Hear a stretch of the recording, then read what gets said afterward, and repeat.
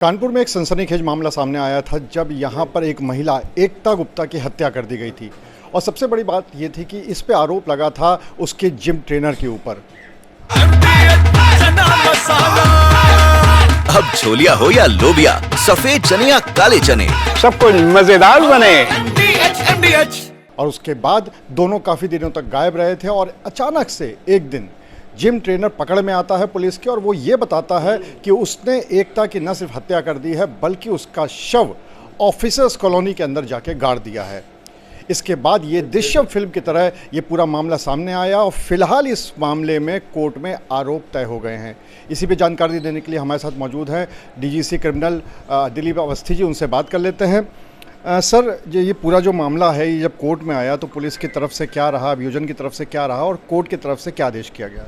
देखिए, अभियोजन ने अपना पूरा प्रार्थना पत्र जो डिस्चार्ज का लगाया था उस पर उनका सिर्फ एक ही थ्योरी थी कि साहब किसी प्रकार का कोई 366 का और 302 का 201 का अपराध नहीं बनता है। तो अभियोजन पक्ष ने पूरी केस डायरी, जो बड़ी प्राम्प्ट केस डायरी है हमारी, उसमें सारे साक्ष्य हैं। हम लोगों ने इस विषय पर बहस की है कि जो लास्ट आइसिन विटनेस था वो उस जिम ट्रेनर के साथ ही था। दिनांक 24 जून से को जब ये महिला गायब हुई है तो जब उस जिम का लोकेशन निकाला गया तो शाम को 5:55 से 5:56 जो लास्ट टाइम था निकलने का, वो जिम ट्रेनर का उसके साथ था। उसका सीसीटीवी फुटेज हमारे पास है। उसके बाद से महिला दोबारा नहीं देखी गई। तो लास्ट आइसिन विटनेस अभियुक्त के साथ था। सीसीटीवी फुटेज की रिकॉर्डिंग हमारे पास है, हमारे पास लोकेशन है, हमारे पास जो उन दोनों के साथ जो कार थी जो अभियुक्त की, विमल सोनी की, जिम ट्रेनर की, उसमें उसके क्लेचर और तौलिए उस महिला के, मृतक महिला के, उसमें पाए गए थे। तो ये साबित करने के लिए पर्याप्त थे। जब सीडीआर मेरे पास है, लोकेशन हमारे पास है, लास्ट आइसिन विटनेस हमारे पास है, सीसीटीवी फुटेज हमारे पास है और उस महिला के वस्त्र और उसका क्लेचर उसकी गाड़ी में पाया गया जिसने मृतक को ले गया था। तो उसके आधार पे हम लोगों ने अपना पूरे एविडेंस कलेक्ट करके चार्जशीट लगाई, इसलिए आरोप उसमें तय है। और 302 और 201 के आरोप के लिए वो भी तय है क्योंकि उसकी कार से ही वो वहाँ तक ले गया था ऑफिसर कॉलोनी तक और लास्ट में उसी की निशानदेही पे लाश बरामद हुई है। तो उसने छुपाने का ही प्रयास किया है। तो इससे हमारी न्यायालय संतुष्ट हो गई है और न्यायालय ने संतुष्ट होकर के उनका प्रार्थना पत्र अनुमोदित करने का जो था वो खारिज कर दिया है। हम लोगों ने साथ साथ उसको एक और प्रार्थना पत्र भी उसमें जो की है न्यायालय से प्रार्थना कि इसको जल्द से जल्द बहुत साल डेटों में इसको हम लोग 6 महीने में हम लोग अपना एक जो हर माह हम लोग एक वो लेके चलते हैं कि हमें इसको एक माह में कितने मुकदमे निपटाने हैं। तो विमल सिंह मुन्नी की फ़ाइल में चूँकि हम लोगों को 12 से 13 गवाह पेश करने हैं, तो हम लोगों ने ये मान लिया है कि हम 6 महीने के अंदर इस मुकदमे को निपटाना है और ट्रायल को बहुत स्पीडली चलाना है।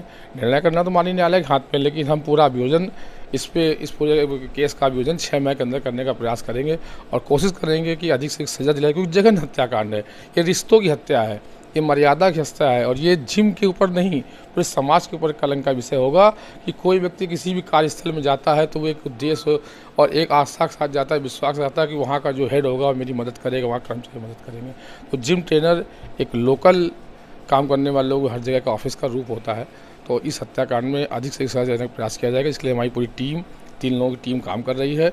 सहायक जिला शासकीय अधिवक्ता हमारे विनोद त्रिपाठी जी वहाँ पे, मैं स्वयं और एक विशेष व्यक्ति हम लोगों ने उसमें लगा रखा है डीजीसी को, जिससे 3 लोग मिलकर उस कमेटी के रूप में काम करेंगे और जल्द से सजा दिलाएंगे। लेकिन दिलीप जी, इसमें कहानी में पेश तो अभी बहुत सारे हैं। सबसे पहली बात तो वो कंकाल जो मिला था वो एकता का है कि नहीं, अभी यही नहीं पता चला है। डीएनए रिपोर्ट अभी आई नहीं है।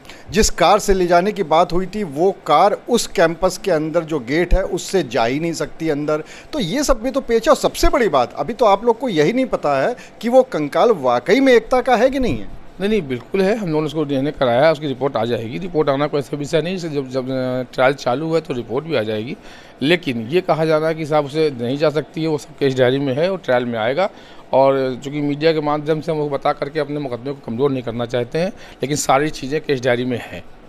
कहीं ना कहीं एक बात तो सामने और भी आएगी कि कैसे इतने सुरक्षित इलाके में जाकर जो आरोपी है, अगर उसने किया है तो वो हत्या उसने कर दी, वहाँ पर गार्ड भी दिया, छुपा भी दिया, किसी को पता भी नहीं चला, जबकि वो जो पूरा एरिया है वो काफ़ी एक हाई सिक्योरिटी जोन माना जाता है। इस पे भी कहीं ना कहीं कोर्ट को देखना होगा कि हमारा काम सिर्फ अभियोजन का है। जो पत्रावली में साक्ष्य है हमारा काम सिर्फ अभियोजन का है। वहाँ क्या था क्या नहीं था, जो कि मैं नहीं गया हूँ। अब हाई सेंसिटिव एरिया था क्या था, इसके बारे में मुझे कोई जानकारी नहीं। हम तो पत्रावली में जो है उसी पे बहस करें। तो इस पूरे मामले में अभियोजन का ये मानना है कि जल्द से जल्द वो आरोपी को सज़ा दिलाने के लिए तत्पर है और इसीलिए जल्द से जल्द डेट उसमें लेंगे। लेकिन एक बात ज़रूर है कि अगर हम एकता के परिजनों की बात करें तो वो अभी भी आशंकित है कि वाकई में वो कंकाल एकता का है कि नहीं है, क्योंकि डीएनए रिपोर्ट नहीं आई है और डीएनए रिपोर्ट आने के बाद ही ये पूरा मामला साफ हो पाएगा। दादी के हाथों का जादू और खुशबू से महकता घर, माँ की मुस्कुराहट और खाने की सुगंध, MDH गरम मसाला, क्योंकि हर रिश्ता है स्वाद से जुड़ा।